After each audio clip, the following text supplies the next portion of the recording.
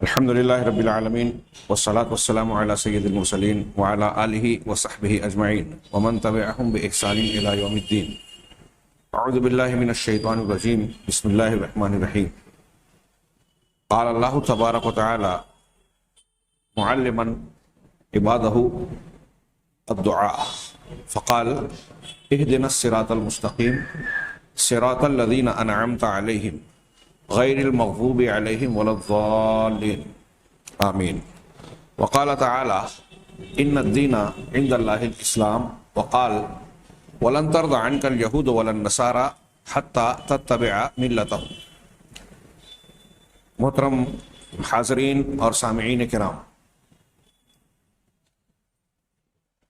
شبہات کے فتنے سے متعلق گزشتہ درس اور اس درس میں 2 ہفتوں کا وقفہ گزر گیا درمیان میں، جس میں درس نہیں ہو سکا۔ میں ہلکا سا اشارہ کروں کہ ہماری پچھلی گفتگو مسلمانوں اور اسلام کے خلاف جو کفر اور اہل کفر کی جانب سے حملے ہو رہے ہیں اور اس میں جو اسلوب اور طریقے وہ اختیار کر رہے ہیں، ہم ان کا تذکرہ کر رہے تھے۔ پچھلے بیان میں جو یہ کہا گیا کہ انسانیت اور عالمیت کے زیر عنوان وہ لوگوں کو دھوکہ دیتے ہیں اور خاص طور سے مسلمانوں کو، عام لوگوں کو یہ باور کراتے ہیں کہ سب سے بڑا مذہب انسانیت ہے، عالمیت ہے، سارے انسان ایک دوسرے کے بھائی بھائی اور ہمدرد ہیں۔ اس بیان کو ایسے خوشنما اور پرکشش انداز میں پیش کیا جاتا ہے کہ سننے والے کے ذہن و دماغ میں انسانیت کے مقابلے میں دین اور مذہب چھوٹے اور کمتر نظر آنے لگے، اور یہی ان کا مقصود ہے۔ حالانکہ میں نے پچھلے دروس کے ضمن میں ہلکا پھلکا جواب دینے کی کوشش کی، بیان کرنے کی کہ اصل انسانیت لوگوں کے ساتھ ہمدردی، لوگوں کے کام آنے کا جذبہ صادق صحیح عقیدے اور صحیح مذہب سے ہی پیدا ہوتا ہے۔ جو لوگ انسانیت کی، عالمیت کی بات کرتے ہیں، یہ ایک دکھاوا اور پردہ ہے۔ حقیقت میں اس کے پیچھے ان کے بڑے خبیث اور گندے مقاصد کار فرما ہے۔ وہ بعض مقامات پر اپنی مصلحت اور اپنے کردار کو خوشنما دکھانے کے لیے اس کا دعویٰ اور مظاہرہ تو کرتے ہیں، لیکن آپ دیکھیں گے کہ جب ان کے اپنے مذہب، اپنی ثقافت، ان کے اپنے دین و مذہب اور مفادات پر ضرب پڑتی ہے تو وہ انسانیت کے سارے چولے اتار کر وحشی درندے اور بربریت کے علمبردار بن جاتے ہیں، اور ایسے خوریز کھیل کھیلتے ہیں جس نے لاکھوں نہیں بلکہ کروڑوں کی جانیں لے لی۔ عالمی جنگیں انہی کی دی ہوئی ہے جو لوگ انسانیت کا درس دیتے ہیں، حقوق انسانی کی ٹھیکیداری کا مظاہرہ کرتے ہیں۔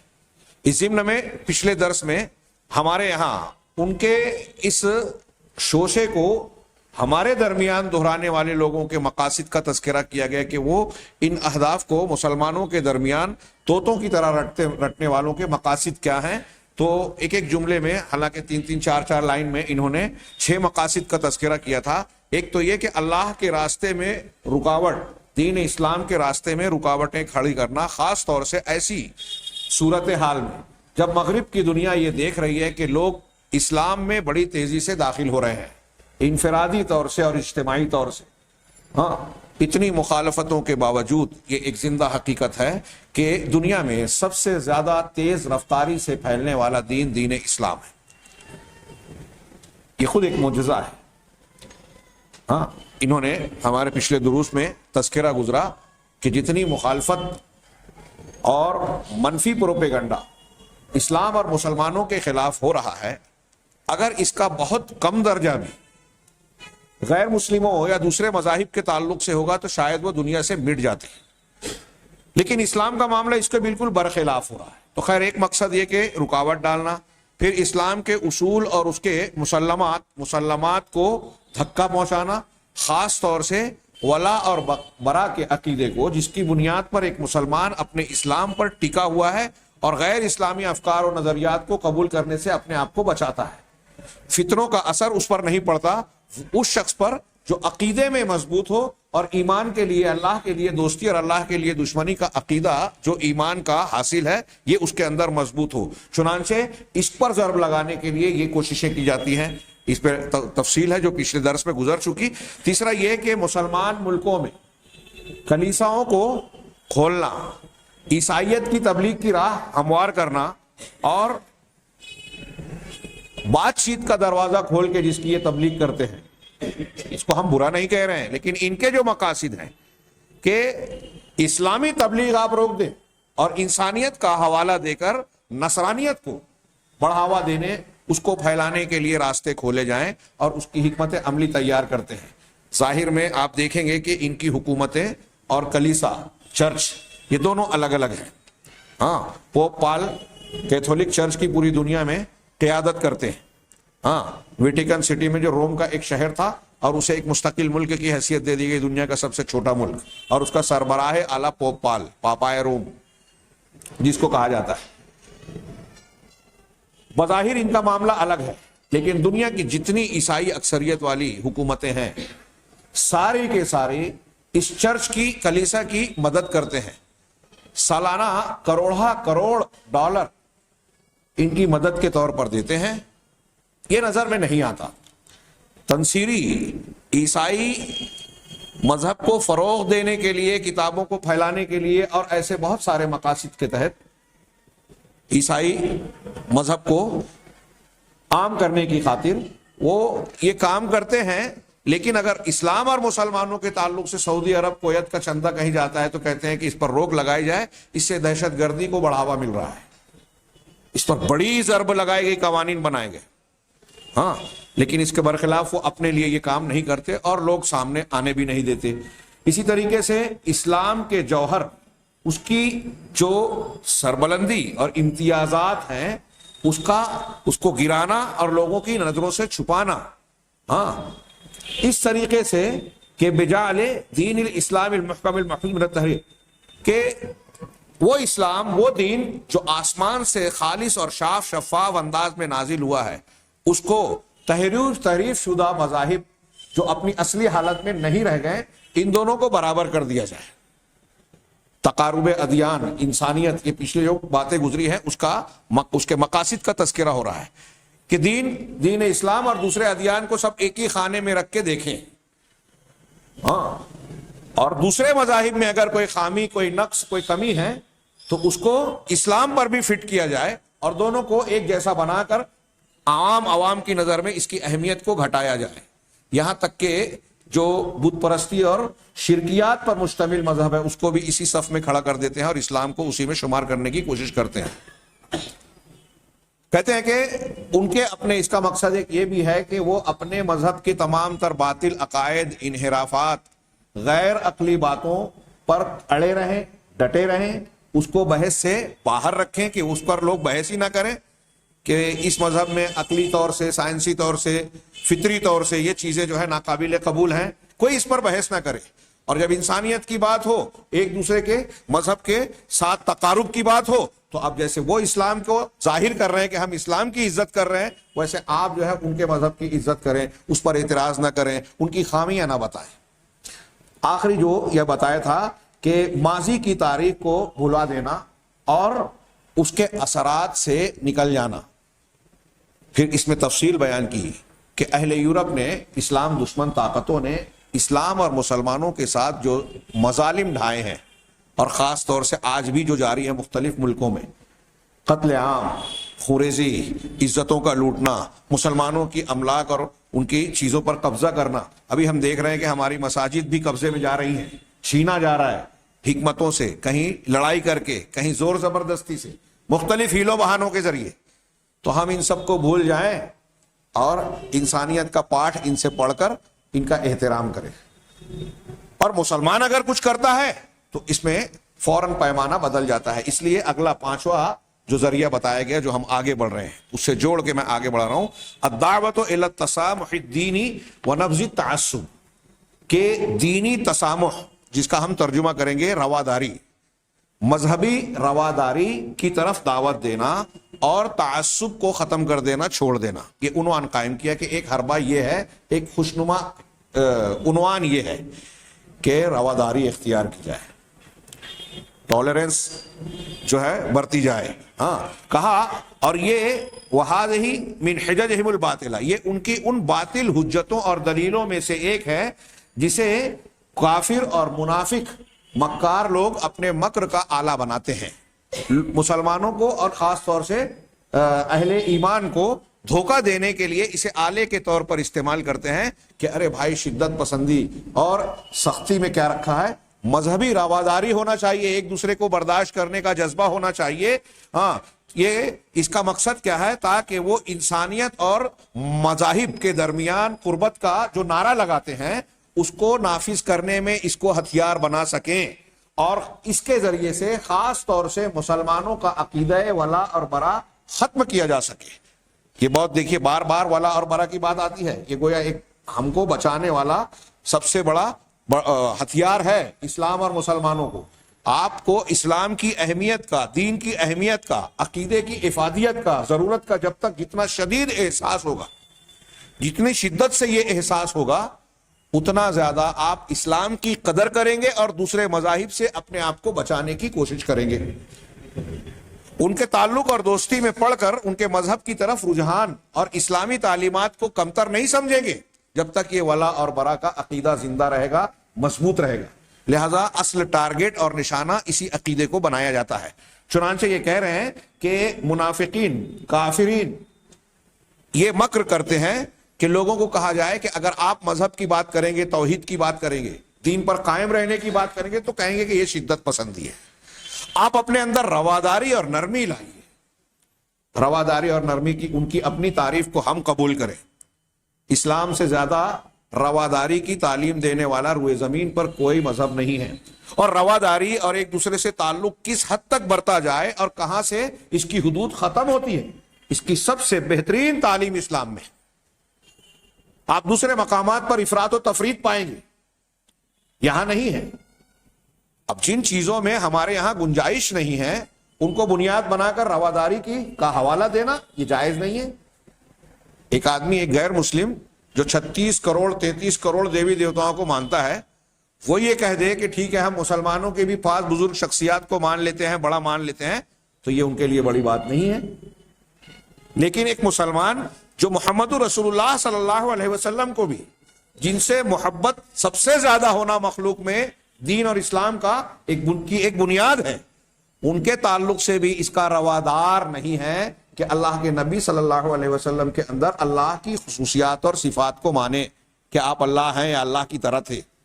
ہم اللہ کے نبی جناب محمد رسول اللہ صلی اللہ علیہ وسلم کو بھی نہیں مانتے. اب ان سے یہ کہا جائے کہ رام جی کو آپ ویسے ہی مان لیں جیسے غیر مسلم مانتے ہیں، اس لیے کہ وہ ہندوستانی تہذیب کا حصہ ہے، ہندوتو کا حصہ ہے.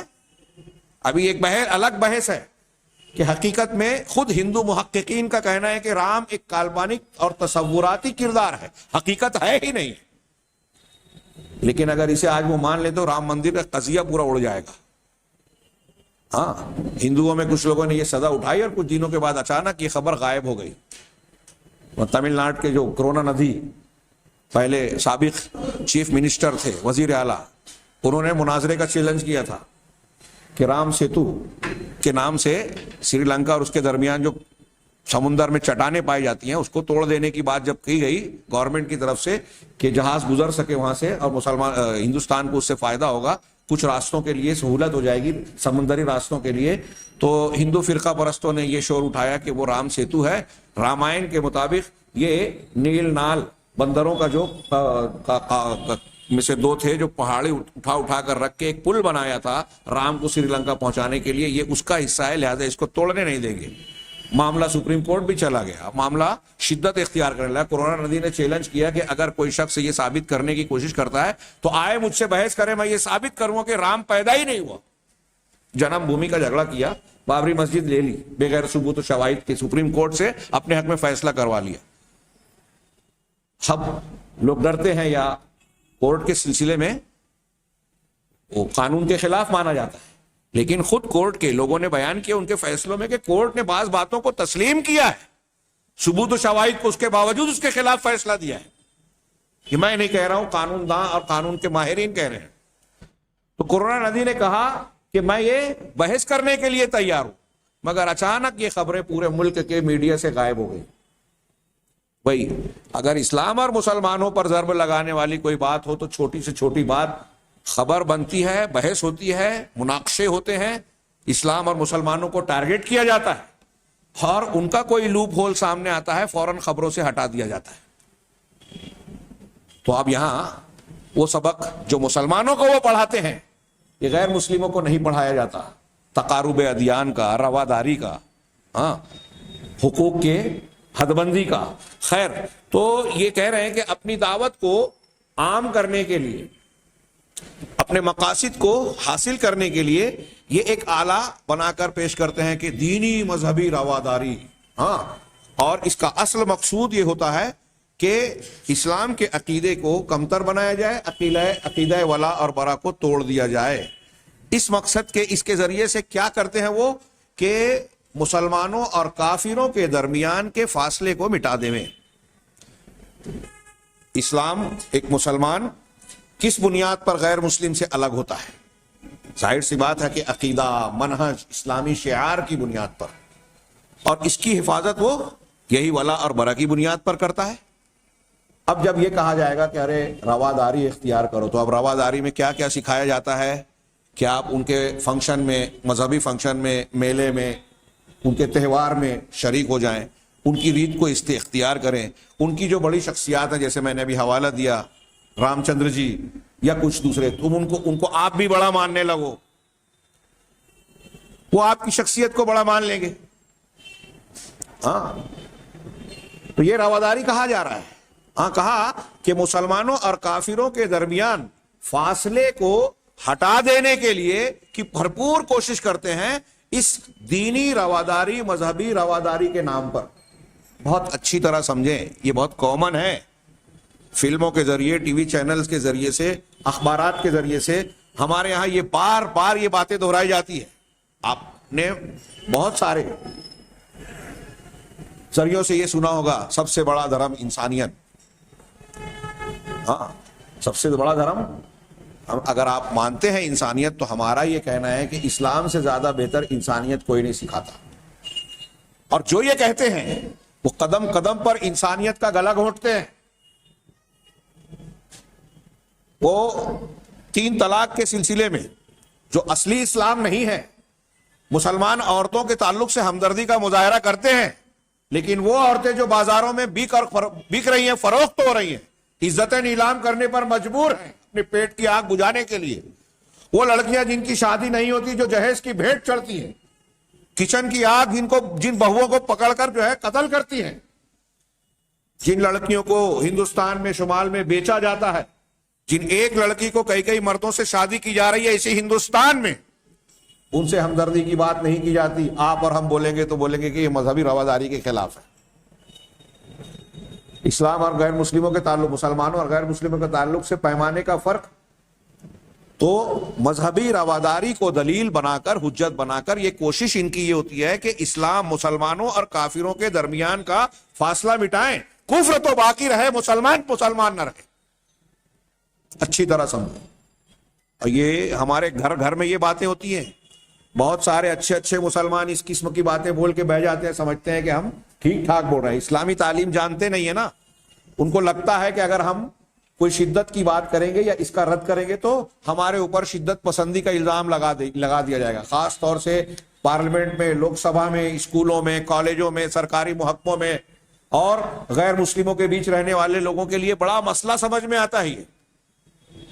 اس تناظر میں میں یہ کہتا ہوں اکثر طلبہ کو، اپنے شاگردوں کو، کہ علامہ ابن تیمیہ کی کتاب ہے ایک، اقتضاء الصراط المستقیم فی مخالفت اصحاب الجحیم، میں نے اس کا تذکرہ اپنے ان دروس میں بھی کئی بار کیا ہے۔ اس کتاب کا عربی میں 2 ویلوم ہے، اس کا 2 جلد ہے، لیکن اردو میں جو ترجمہ کیا گیا ہے، کئی لوگوں نے، دیوبندی حضرات نے بھی اس کا مختصر کیا ہے اور اہل الحدیث نے بھی، لیکن دیوبند کے لوگوں کی طرف سے جو کیا گیا اس میں کئی جگہ مضامین ترجمے میں تبدیل کر دیا گیا۔ ڈاکٹر مقتدی حسن اظہری نے جو ترجمہ کیا اس کے مقدمے میں اس کو بیان کیا، ذکر کیا ہے۔ راہ حق کے تقاضے کے نام سے اس کو مختصر کا ترجمہ کیا گیا ہے، ڈاکٹر مقتدی حسن اظہری رحمہ اللہ، ہمارے استاذ راہ حق کے اقتداء الصراط المستقیم، کتاب کا نام ہی کا ترجمہ آپ میں کہتا ہوں پڑھیں تو بڑا پیارا نظر آتا ہے۔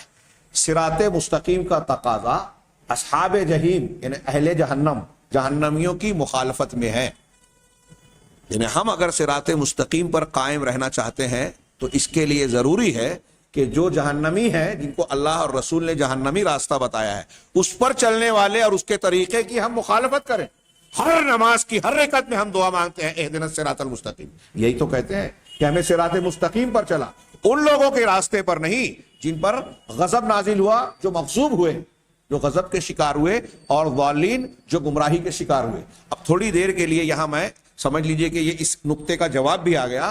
جو لوگ یہ دعوت دے رہے ہیں مذہبی رواداری کے نام پر اپنی اسلامی تشخص کو ہم مٹا کر، اسلامی شناخت اور پہچان کو مٹا کر غیر اسلامی کافروں کے طور طریقوں میں گھل مل جائیں، ان کے رویے کو، ان کے طریقوں کو اختیار کر لیں، یہ وہ چاہتے ہیں، یعنی اپنی پہچان ختم کر دیں، تو یہ اہدنا الصراط المستقیم والی دعا سمجھ لیجئے کہ ہماری قبول نہیں ہوئی۔ ہم جب کہہ رہے ہیں کہ مغضوب علیہم والضالین کے طریقے پہ نہ رہے تو ان کا طور طریقہ، ان کا لباس، اس کتاب میں علامہ ابن تیمیہ کی بڑی شاندار شاہکار کتاب ہے۔ پہلے تو وجہ بتائی کہ یہ شریعت کے قاعدوں میں سے ایک قاعدہ ہے کہ اسلام پر چلنے کے لیے آپ غیر اسلامی جتنے بھی مذاہب ہیں سب سے الگ رہیں۔ کیوں؟ اس کی بڑی 8-10 حکمتیں بیان کی انہوں نے قرآن حدیث کی روشنی میں وہ بیان کروں تو پورا وقت اسی میں چلا جائے۔ اس سے اسلام کا تشخص محفوظ رہے گا، حق اور باطل میں آمیزش نہیں ہوگی جیسا کہ ماضی میں ہوتا رہا ہے۔ دین کی حفاظت اسی کی بنیاد پر ہوتی ہے کہ آپ دوسرے مذاہب سے اپنے آپ کو الگ کریں، اور اس کی کتنی تاکید ہے، انہوں نے جو مثالیں بیان کی ہے کہ دین کا، عقیدے اور اعمال اور عبادات کا کوئی شعبہ ایسا نہیں ہے کہ قرآن حدیث نے اس میں ہم سے یہ نہیں کہا ہے کہ یہود، نصارہ، اہل کتاب، مشرکین کی مخالفت کریں۔ وہ نماز پڑھتے ہیں، ہم بھی پڑھتے ہیں، تو ان کی نماز اور ہماری نماز میں فرق کیا گیا۔ وہ روزہ رکھتے ہیں، ہم بھی روزہ رکھتے ہیں، تو سحری کھا کے ان کے روزے کی مخالفت کریں۔ وہ داڑھی رکھتے ہیں تو تم داڑھی کو رنگو، ان کی مخالفت کرو۔ موچھ بھی رکھتے ہیں، تم موچھ کاٹ کے ان کی مخالفت کرو۔ نماز پڑھتے ہوئے وہ جوتے چپل نہیں پہنتے حضرت موسیٰ کی اتباع میں۔ کیا حضرت موسیٰ جب طور پر گئے تھے تو اللہ نے کہا تھا اخلع نعلیک انک بالوادی المقدس طویٰ، تم طویٰ کی مقدس وادی میں ہو، موسیٰ اپنے جوتوں کو نکال دو۔ وہ اس پر عمل کرتے ہوئے، عبادت کرتے ہوئے جوتے چپل نکال دیتے ہیں۔ اللہ کے رسول نے کہا کہ جوتے چپل میں نماز پڑھو اور یہود کی مخالفت کرو۔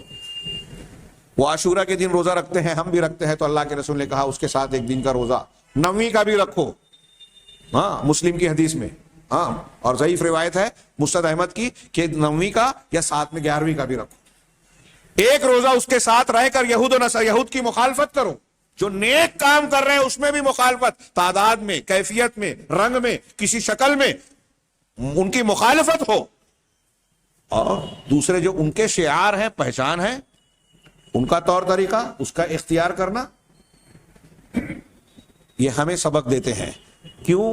تسامح دینی رواداری کے نام پر اسلام کے جو ہے شناخت اور تشخص کو مٹا دینے کے لیے۔ میں ایک مثال دے رہا ہوں یہاں بات کو آگے بڑھانے سے پہلے۔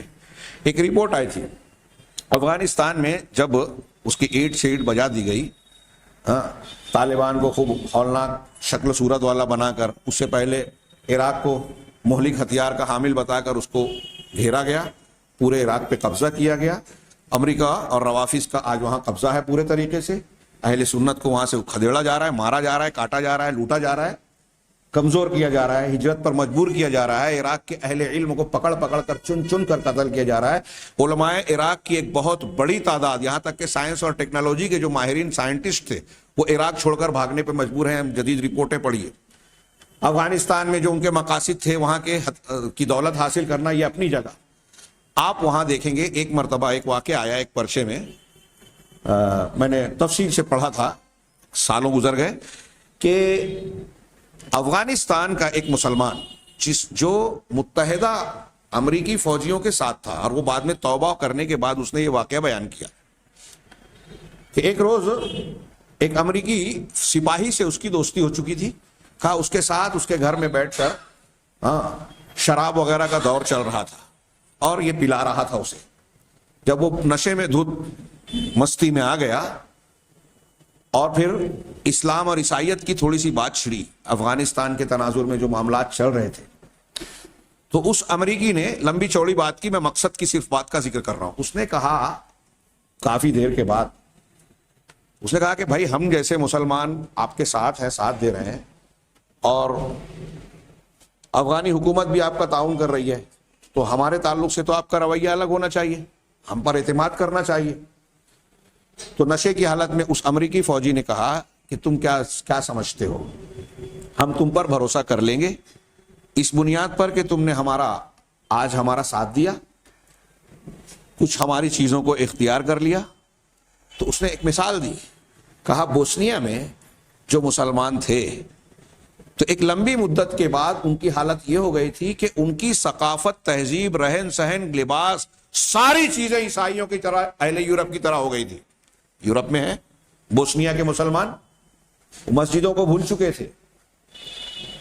ان کو دیکھ کر کوئی ایک بھی نشانی اور علامت آپ ایسی نہیں پا سکتے تھے جس سے یہ معلوم پڑے کہ یہ مسلمان مرد اور مسلمان عورت ہے.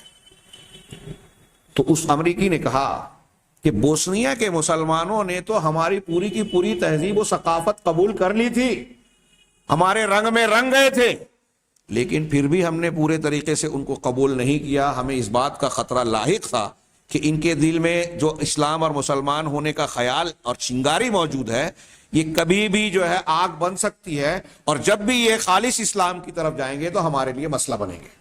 اس لیے ہم نے ان کو تو قبول کیا نہیں. ابھی تم افغانستان کے مسلمان تو بہت دور ہو بوسنیا کے مسلمانوں سے.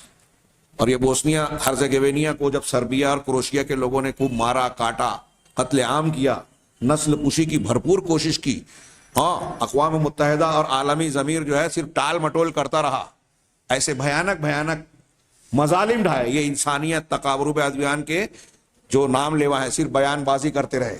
مسلمان کٹ رہے تھے, مسلمان مر رہے تھے, مسلمان خواتین کے پیٹ کو چاک کر کے بچوں کو نکالا جا رہا تھا, بچوں کو کھولتے تیل میں ڈالا جا رہا تھا, ان کے جسم کو ٹکڑے ٹکڑے کیے جا رہے تھے. وہاں صرف بیان بازی, کوئی انسانیت نہیں, کوئی قرارداد منظور کر کے کروشیا اور سربیا کے خلاف کوئی ایکشن نہیں لیا گیا, صرف زبانی جمع خرچ کی گئی, بعد میں مقدمات کے نام پر خالی ڈھکوسلا.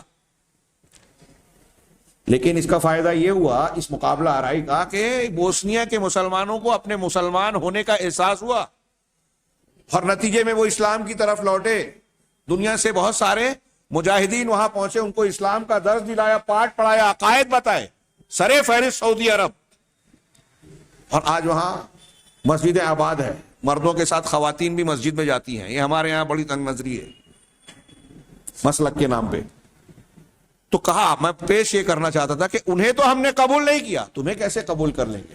قرآن نے 1400 سال پہلے یہود و نصارہ کی یہ نفسیات بیان کی. وَلَن تَرْضَ عَنْكَ الْيَهُودُ وَلَا النَّصَارَى حَتَّى تَتَّبِعَ مِلَّتَهُمْ, کہ یہود اور نصارہ تم سے کبھی راضی اور خوش نہیں ہوں گے یہاں تک کہ آپ ان کی ملت کی پیروی کریں, آپ ان کا دین اختیار کر لیں, تب وہ آپ سے خوش ہوں گے.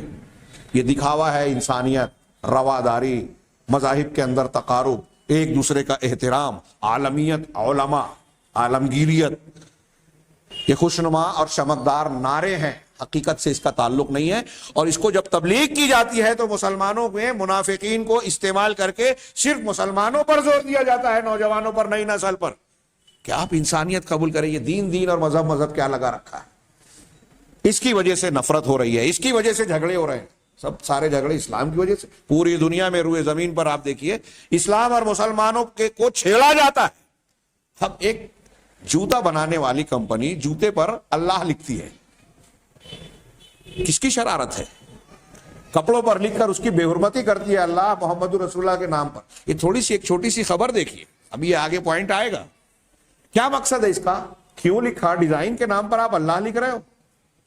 یہ تو اسلام اور مسلمانوں کی تعلیمات کی اعلیٰ ظرفی ہے کہ کسی غیر مسلم کے دیوی دیوتا بھگوان یا ان کے بڑے لوگوں کے نام کو ہم ایسا نہیں. ہماری کمپنیاں بھی یہ حرکت کر سکتی ہیں, کوئی مسلمان یہ حرکت نہیں کرتا. تو شدت پسندی کس کے اندر ہے.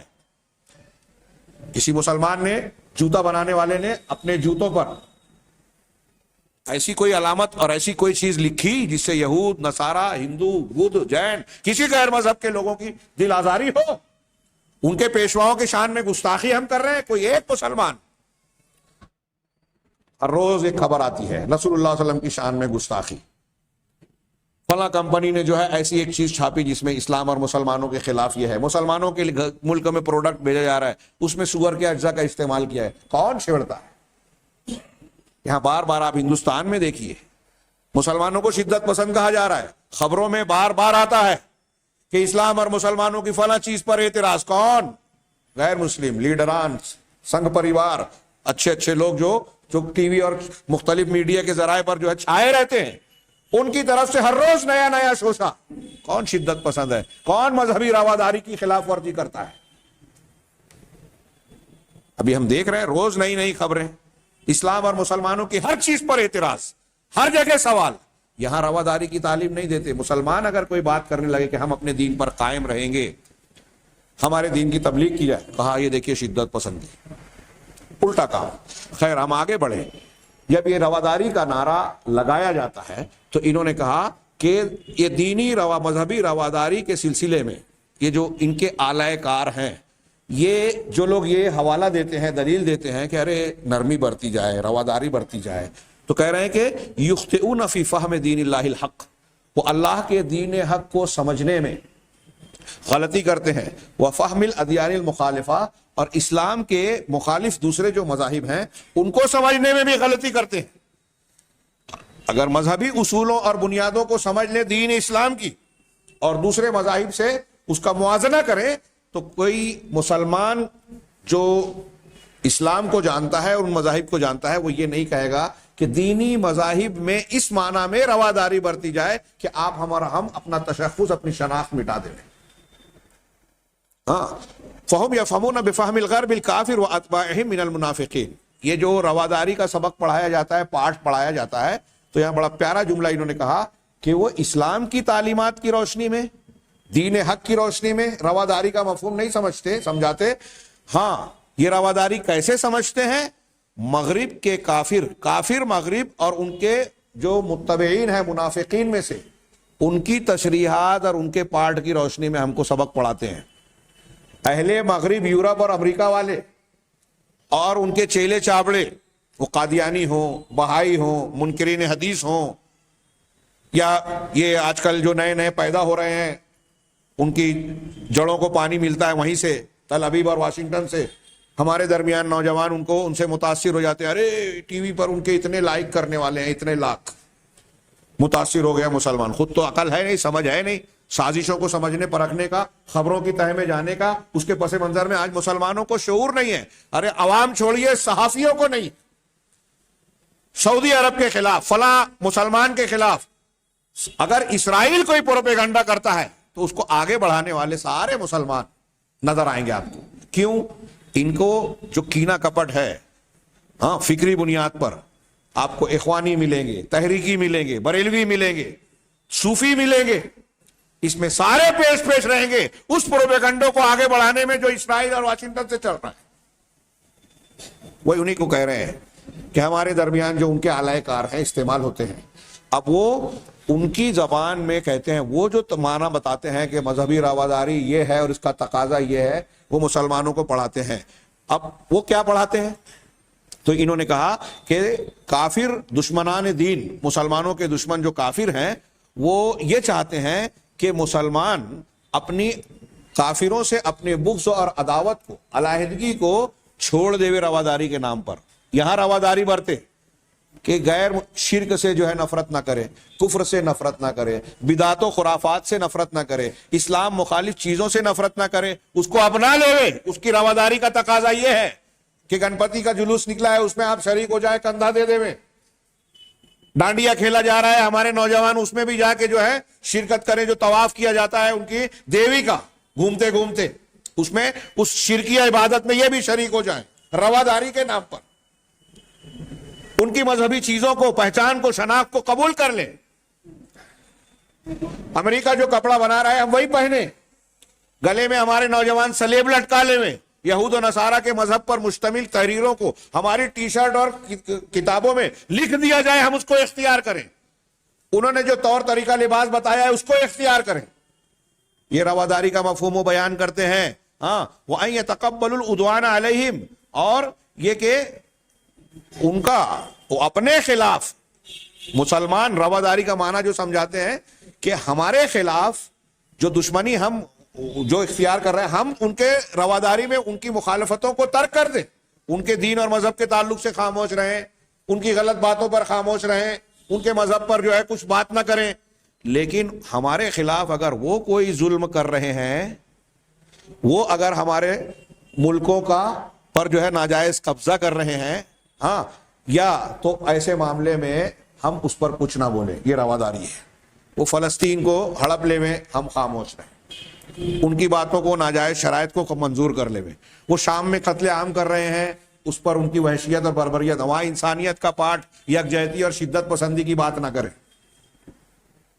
ہاں، انڈونیشیا میں، ملیشیا میں اگر کوئی معاملہ چلتا ہے، اگر عیسائی اکثریت والا علاقہ ہے تو آج معاملہ ہوا، دوسرے دن اقوام متحدہ میں ہلچل مچ جاتی ہے.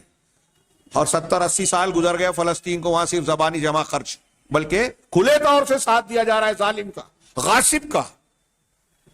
اور یہی ہمارے یہاں بھی ہے. سارے ادارے، وہ ملکی سطح کے ہوں، عالمی سطح کے ہوں، انسانیت کے نام پر، حقوق انسانی کے نام پر، فلاں اور فلاں کے نام پر، لیکن مسلمانوں کو ان کا حق دلانے میں کوئی ایک ادارہ، عالمی ادارہ بتائیے کہ کامیاب نظر آتا ہو. یہاں ظلم ہو رہے ہیں، ہاں، مسجد چھین لی جائے، فساد ہو، بے گناہ قید میں ہو. اب جب وہ خود ابو غریب اور ایسے ان کے جو بنائے ہوئے قید خانے تھے، انتہائی سنگین قسم کے مظالم ڈھائے گئے، جس کو منظر عام پر آنے کے بعد لوگ سن نہیں سکتے، ایسے ایسے ظلم کیے گئے مسلمانوں کے ساتھ قید خانوں میں. یہ ابو غریب اور گونتانامو بے، یہ دو قید خانے تو ابھی تو تازہ یہ مثالیں ہیں، ماضی کی باتیں تو ناقابل تصور ہیں.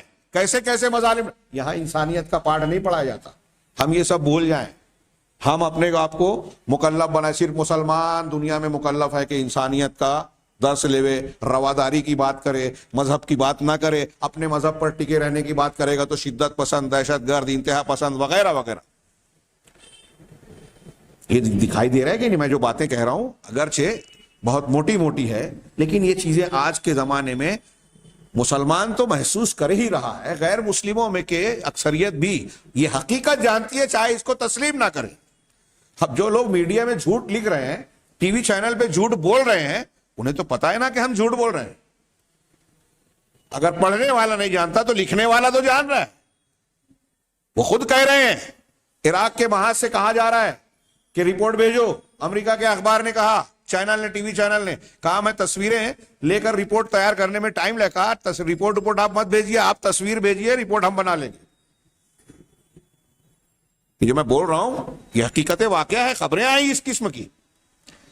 تو ہم کو یہ پارٹ پڑھایا جاتا ہے، لیکن ایک طرف یہ کہا جاتا ہے کہ آپ کافروں کی باتوں کو قبول کر لیں، نرمی برتیں، رواداری اختیار کریں. لیکن اگر وہ لوگ کچھ کر رہے ہیں، مسلمانوں کے ملک پر قبضہ کر لیا، قتل عام کیا، عزتوں کو لوٹا، جان و مال کو تباہ کیا، یہاں کا تیل، یہاں کی معدنیات مسلمانوں کی لوٹ رہے ہیں، وہاں رواداری میں خاموش رہیے. ہاں، وَأَيَسْتَسْلِمُ لِلْأَعْدَاءِ، دشمنوں کے سامنے آپ اپنا سر دے دے جھک جائیں.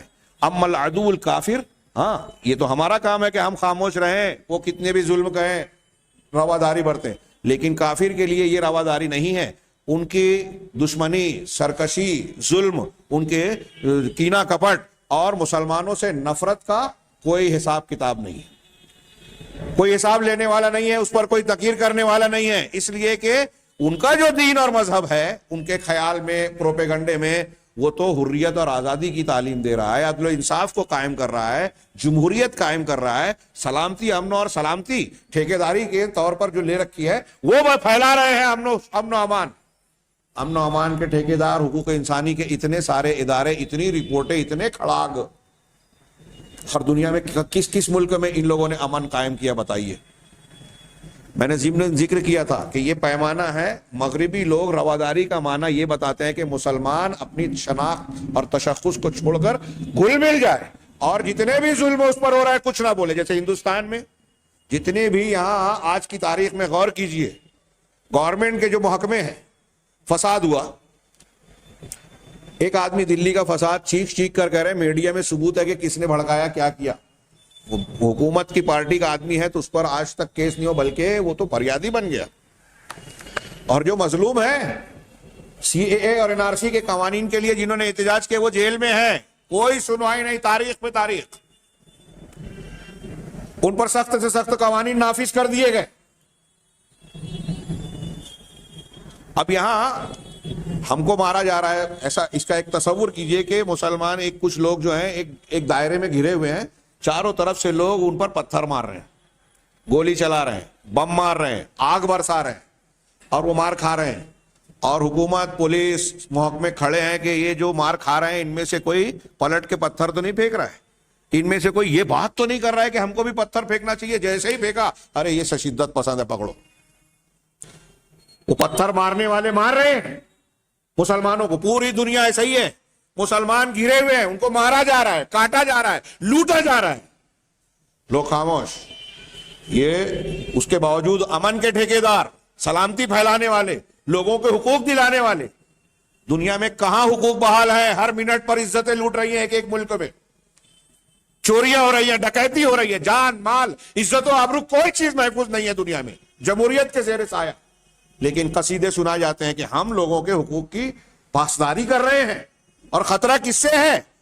جو لوگ پتھر کھا رہے ہیں, گولی کھا رہے ہیں, مار کھا رہے ہیں, سازشوں کے شکار ہیں, گھرے ہوئے ہیں ظالمین کے بیچ میں مسلمان. دیکھیے حقیقت یہ ہے, پروپیگنڈا کیا ہے. جو مار کھا رہا ہے وہ ظالم, جو لوٹ رہا ہے وہ لٹیرا, اور جو لوٹ رہا ہے وہ انسانیت کا ٹھیکیدار, لوگوں کے لیے دنیا میں امن چین سکون کا جو ہے فرمان جاری کرنے والا. خیر, تو انہوں نے کہا کہ ہم تو ڈیموکریٹی اور کیا کہتے ہیں جمہوریت پھیلانے والے ہیں, سلامتی پھیلانے ہیں. اس کے باوجود, یہ ساری حقیقت ہونے کے باوجود, ہم اپنے ہی مسلمانوں کے درمیان ہم ایسے لوگوں کو دیکھتے ہیں جو اہل مغرب کے ان دعووں کو اپنی زبان سے دہراتے رہتے ہیں, اسی کو جو ہے وہ چبائے ہوئے والوں کو چباتے ہیں. اور ہم یہ نہیں جانتے, صاحب کتاب نے لکھا کہ یہ ان کی جہالت ہے, خباثت ہے, یا پھر ان کی بدنیتی ہے, وہ بکے ہوئے ہیں. ہر ایک اپنے اپنے اعمال کا خوب جاننے والا ہے. اب کہہ رہے ہیں کہ یہ جو چیزیں انہوں نے بیان کی, تو کتاب والے نے کہا کہ ہم آگے اس کے جوابات دیں گے. جو یہ دعویٰ کر رہے ہیں تو کیا مذہبی رواداری اس کا نہیں؟ علامہ ابن تیمیہ کی وہ کتاب پڑھیے اور رواداری کی حدود بتائی. اسلام سے زیادہ دوسروں کی رواداری کی تعلیم کسی مذہب میں نہیں ہے. اچھی طرح دماغ میں, اسلام کی رواداری کی تعلیمات پر مشتمل کتابیں موجود ہے, پڑھیے. دین میں زبردستی نہیں, لوگوں کے حقوق کا خیال رکھا جائے, پڑوسی کے حقوق کو خیال رکھا جائے. جنگ کی حالت میں بھی عورتوں, بچوں, بوڑھوں, عبادت میں مصروف لوگوں کو ہلاک نہ کیا جائے, الا یہ کہ کوئی مقابلے میں آئے. کھڑی فصل کو تباہ نہ کیا جائے, عبادت گاہوں کو تباہ نہ کیا جائے. کتنی 1400 سال پہلے اسلام نے یہ جو تعلیمات دی تھی, اور مسلمانوں نے اس پر اس وقت بھی عمل کیا اور آج بھی عمل کرتے ہیں.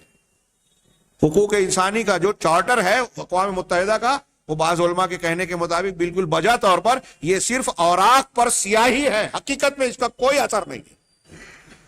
جن لوگوں نے ان قوانین کو بنایا ہے, امریکہ, یورپ اور دوسری قومیں جو سلامتی کونسل میں کے رکن بن کر ویٹو کا پاور رکھتے ہیں, ان کے خلاف بات ہے تو مسترد کر دیا, قانون ان کے در پہ جا کے دم توڑ دیتا ہے. یہاں محمد رسول اللہ صلی اللہ علیہ وسلم کہتے ہیں کہ اگر فاطمہ بنت محمد نے بھی چوری کی تو اس کا بھی ہاتھ کاٹ دوں گا. اور یہاں صدر جمہوریہ جو ہے معاف کر سکتا ہے. 5 یا 7 ممالک جو ہے ملک دنیا کے, وہ اپنے خلاف یا کسی کے خلاف قرارداد جو ہے اس کو مسترد کر سکتے ہیں سارے ملکوں کے خلاف. یہاں جمہوریت نہیں ہے کہ اکثریت کی جو تعداد ہے اس کو مانا جائے. یہاں ویٹو کا پاور دے دیا گیا اپنے آپ کو بچانے کے لیے. سارے ڈھونگ ڈھکوسلے, یہ سارا کھڑاک پھیلایا گیا ہے. اب متمدن دنیا میں براہ راست اگر آپ حملہ نہیں کر سکتے تو یہ پرپیش انداز اختیار کیا گیا ہے دھوکہ دینے کا. ان تمام چیزوں کا غیر مسلم دنیا میں جو معاملہ چل رہا ہے, ان تمام کا نشانہ مسلمان ہے. 6 نمبر پر ان کا جو حربہ ہے وہ ہے کہ محاربت التوجہ السلفی و محاولت استبدالہ بمناہج و افکار اخرى مناوئۃ لہ کالصوفیہ. یہ جو عنوان ابھی ادھورا عنوان پڑھا, یہ عنوان جو میں نے پڑھا ہے کہ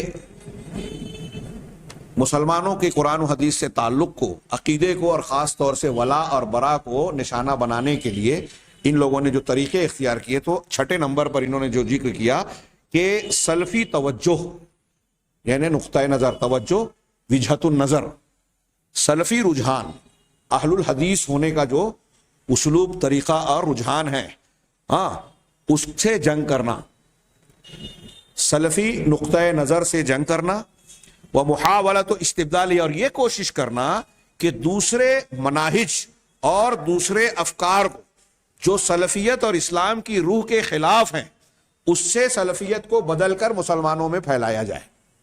آگے انہوں نے مثال دی عنوان میں کصوفیہ، جیسے صوفیت۔ آگے کہہ رہے ہیں کہ استاذ احمد فہمی نے جو اہل یورپ نے تخطیط اور منصوبہ بندی کی ہے اس معاملے میں، اس کا تذکرہ اپنے اس قول کے ذریعے سے کیا ہے۔ ایک عبارت نقل کی انہوں نے کہ یقوم مفہوم الاستدلال علی قیام جہات الزغط الغربیہ، کہتے ہیں کہ یہ جو یہاں میں تذکرہ کر دوں ایک جملے میں نے بار بار کہا ہے کہ یورپ اور امریکہ کے جو دانشور ہیں، اسرائیل کے جو دانشور ہیں، ان کی رپورٹیں جو چھپی خفیہ تھیں وہ سامنے آج آ چکی ہیں دنیا کے، اور وہ یہ صاف صاف کہتے ہیں کہ ہمارے لیے مسلمانوں میں جس نقطۂ نظر، جس عقیدے، جس منہج اور فکر سے خطرہ ہے وہ سر فہرست اہل الحدیث اور سلفی منہج ہے، وہ منہج جو قرآن حدیث کی بات کرتا ہے، وہ منہج جو ابو بکر صدیق اور عمر فاروق رضی اللہ عنہما کے طریقے کو اختیار کرنے کی بات کرتا ہے۔ یہ ہمارے لیے برداشت کے لائق نہیں ہے، اس پر کئی رپورٹیں آ چکی ہیں اور میں نے بعض کا اشارہ اور تذکرہ کیا ہے۔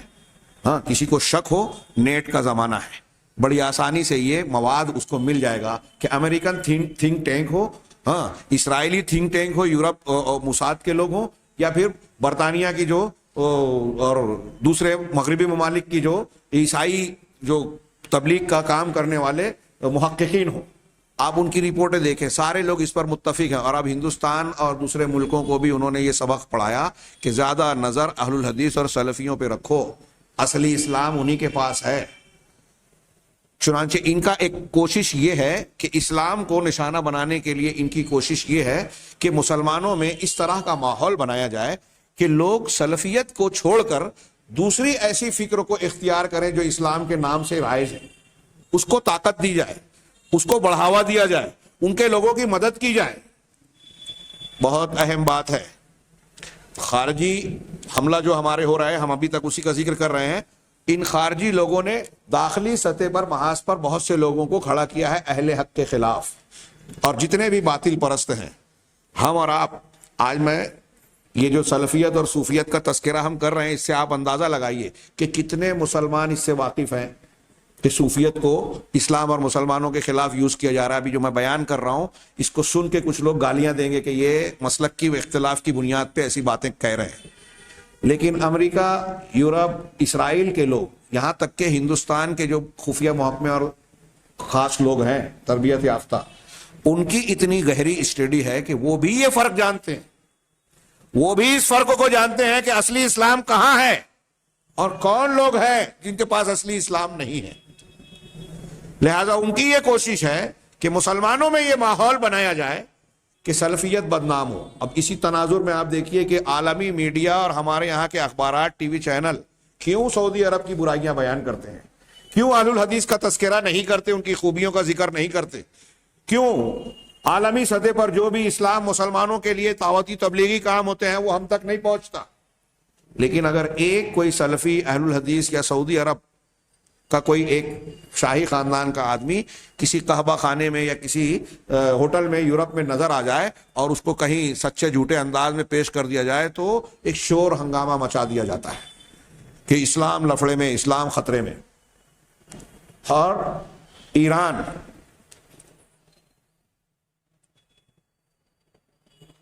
ترکی، یہ جو سلفیوں کے خلاف سازش کرنے میں پیش ہیں، یورپ امریکہ کے کام آتے ہیں۔ وہ دکھاوا بیان بازی میں یہ کریں گے کہ امریکہ کے سامنے آنکھیں دکھا رہے ہیں، یورپ کے سامنے آنکھیں دکھا رہے ہیں۔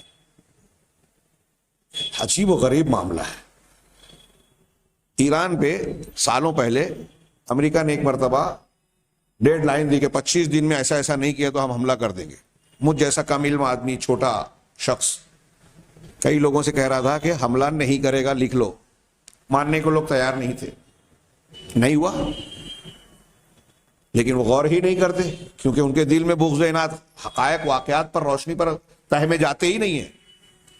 اسرائیل کے بعد دنیا میں سب سے زیادہ یہودی اگر کہیں رہتے ہیں تو ایران میں رہتے ہیں. یہودیوں کا سب سے زیادہ پیسہ اگر مسلم ممالک میں کہیں لگا ہوا ہے تو ایران میں لگا ہوا ہے. داعش، ہاں، القاعدہ جو یورپ والوں کے نزدیک بلیک لسٹڈ ہے، دہشت گردیوں کے گرد گروہوں کی لسٹ میں، سعودی عرب سے اس کو ہم خبریں جو پڑھتے ہیں اس کو سعودی عرب سے جوڑنے کی کوشش کی جاتی ہے نا.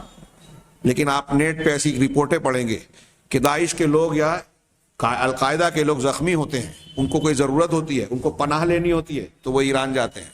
ان کا علاج ایران اور اسرائیل کے حیفا شہر میں ہوتا ہے. اب یہ باتیں جو میں کہہ رہا ہوں کہ عربی کے ان رسالوں میں، ان رپورٹوں میں جو خالص مسلمان ہیں، جھوٹ نہیں بولتے، وہ بیان کرتے ہیں تو لوگ اس پر یقین ہی نہیں کریں گے. لیکن عالمی میڈیا جو جھوٹ بولتا ہے اس پر لوگ ایمان لاتے ہیں. اور ایمان کون سی؟ جو ہمارے مزاج کے مطابق ہے کہ یہ سعودی کے خلاف ہے، ہم سعودی سے نفرت کرتے ہیں تو اس کے جھوٹ کو عام کریں گے.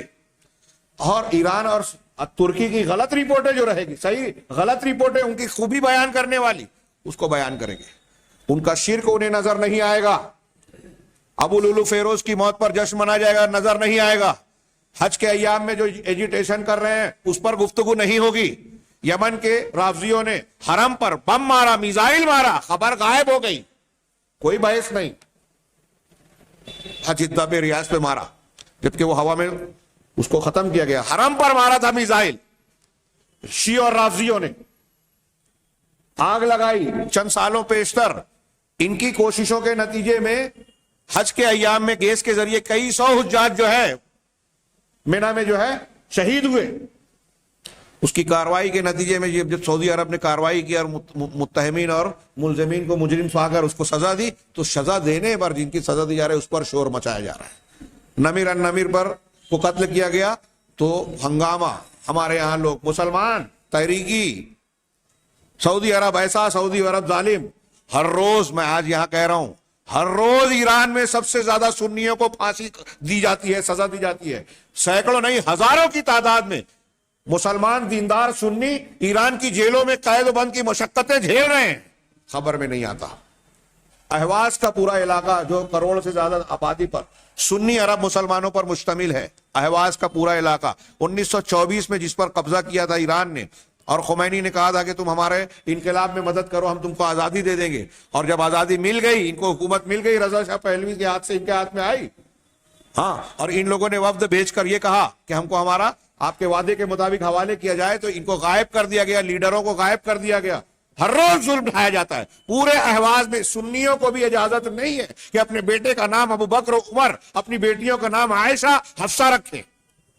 خبر نہیں آتی. عجیب بات. یہ جو میں بتا رہا ہوں کہ سلفیوں کے بجائے دوسرے مناہج کو اختیار کرنے کی ترغیب دی جائے. سارے کام، یہ غلط کام یہود و نصارہ کے منصوبے اور ایجنڈے پر کام کرنے والے، یہ شرک اور بدعات کے مرتکب صوفیہ، شیعہ، دروس، خارجی، سارے لوگ ہیں. نام لیا جائے گا سلفی کا. دنیا میں پروپیگنڈا کیا جاتا ہے کہ شدت پسند سلفی ہیں، یہ فتویٰ لوگوں کو کافر ہونے کا فتویٰ دیتے ہیں. مسلمانوں میں جتنے بھی گروہ ہیں، مسلمانوں کو کافر کہنے میں سب سے زیادہ محتاط رویہ، سب سے زیادہ قرآن و حدیث کے اصولوں کی پاسداری کر کے متعین لوگوں کو کافر نہ کہنے کا رویہ اہل الحدیث کے ہیں. لیکن مشہور یہ ہے کہ یہ کافر لوگوں کو قرار دیتے ہیں. آپ بریلیوں کو دیکھیے، اپنے علاوہ سب کو کافر کہتے ہیں. ہاں، جماعت اسلامی کو دیکھیے تو سب کو صحیح کہتے ہیں، الٹا معاملہ ہے. لیکن اہل الحدیث کی بات آتی ہے تو پروپیگنڈے میں، نفرت میں برابر کے شریک ہوتے ہیں. اہل حدیث کی مساجد بننے نہیں دی جاتی، ہمارے لوگ رکاوٹ ڈالتے ہیں. جو مسجد گرانے والوں پر جو ہے کیچڑ اچھالتے ہیں.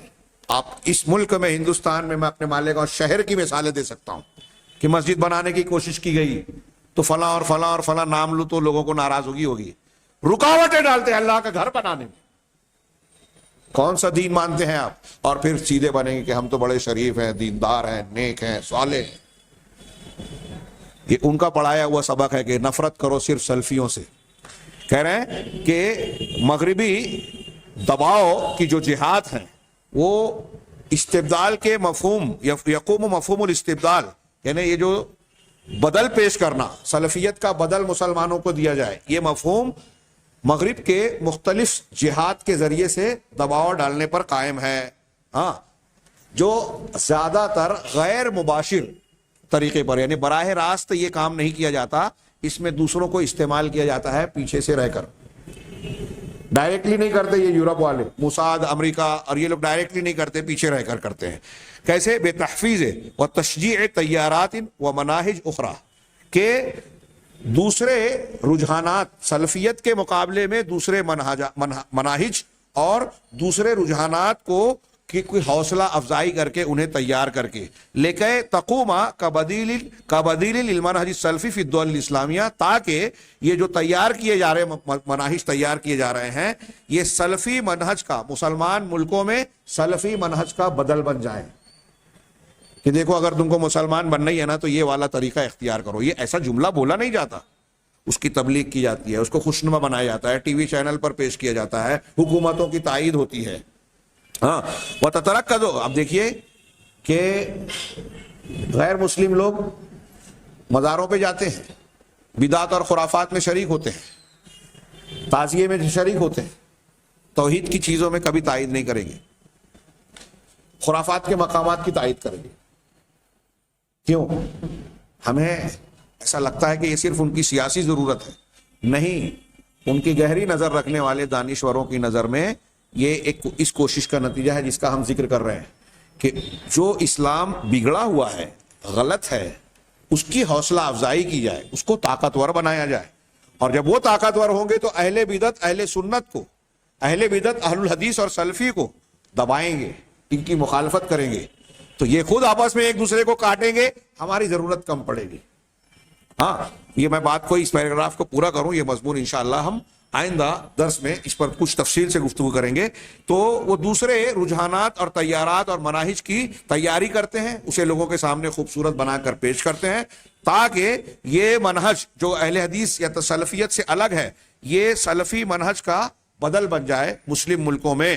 اور کہہ رہے ہیں کہ وَتَتَرَكَّزُ فِكْرَةُ الْاِسْتِبْدَالِ عَلَى وُجُودِ رَغْبَةٍ عَامَّةٍ، یعنی عمومی رغبت اور شوق پر یہ بدل پیش کرنے والی یہ فکر جو ہے، یہ عمومی مزاج اور ماحول بنایا جاتا ہے کہ لوگوں میں شوق پیدا کیا جائے، ہاں، جو کہ دین اختیار کرنے والے عام لوگوں میں حقیقت سے عاری ہوتی ہے۔ لوگ ان کو دین کے نام پر خوبصورت، اس کی حقیقت کیا ہے، اس کی جڑ بنیاد کیا ہے، کہاں تک وہ حق پر مشتمل ہے، کتنی باطل پر، اسے عاری بنا کر اسے لوگوں کے سامنے مقبول عام بنا کر پیش کیا جاتا ہے، لوگوں میں شوق دلایا جاتا ہے۔ آگے بہت ہی پیاری اور اہم بحث ہے، اور خاص طور سے یہاں میں آج کے درس میں یہ ذکر کرنا چاہتا تھا کہ جو اس کے مقاصد ہیں، امریکہ کا میں نے پچھلے کل کے درس میں تذکرہ کیا تھا کہ وہاں ایک امریکہ میں صوفیوں کی ایک جماعت ہے، اس کی ایک کمیٹی، اس سے وزیر دفاع اور اس کے سابق وزیر دفاع کے لوگ باقاعدہ ان سے ملاقات کا ایک انہوں نے ٹائم ٹیبل بنا رکھا تھا، ان سے ملتے تھے، بات کرتے تھے، یہ ان کو بتاتے تھے کہ اصل مسلمان کون ہے، کن سے خطرہ ہے، اور دہشت گردی سے مقابلہ کرنے کے لیے اسلام اور مسلمانوں کی کون چیزوں کو جو ہے ٹارگٹ کرنا چاہیے، یہ ان سے بعض ان لوگوں سے حاصل کرتے تھے۔ اور امریکہ کے لوگوں کا یہ بیان ہے، ان کے وزراء اور دانشوروں کا، آگے آئے گا انشاءاللہ آئندہ ہفتہ، کہ وہ ان کا کہنا ہے کہ ہمارے لیے سب سے زیادہ مناسب اور کام کے اسلام کا مقابلہ کرنے کے لیے، سلفیت کا بدل پیش کرنے کے لیے صوفیت ہے۔ یہ دکھاوے میں تزکیہ نفس، شرافت، نیکی، عبادت کا چولا پہنتی ہے، تو عام آدمی اس میں دھوکہ کھا جاتا ہے کہ یہاں کہاں خرابی ہے، کیا خرابی ہے، یہ تو ہم جب تصوف پہ بات کریں گے تو اس پر کچھ تفصیلات آئے گی۔ آج یہ اتنا ذکر کریں، اور یہ جو انہوں نے بدیل کی جو بات کہی ہے، یہ نقطہ سمجھ لیجئے کہ ابھی ہم نے اس کا ابتدائی حصہ ذکر کیا ہے، آئندہ درس میں اس کی تفصیل میں جائیں گے۔ اللہ تبارک و تعالیٰ سے دعا ہے کہ وہ ہمیں حق کو سمجھنے اور فتنوں سے محفوظ رہنے کی توفیق عطا فرمائے۔ اللہ تعالیٰ اس معاملے میں ہماری مدد فرمائے اور دنیا آخرت میں کامیابی سے نوازے۔ وآخر دعوانا ان الحمد للہ رب العالمین، وصلی اللہ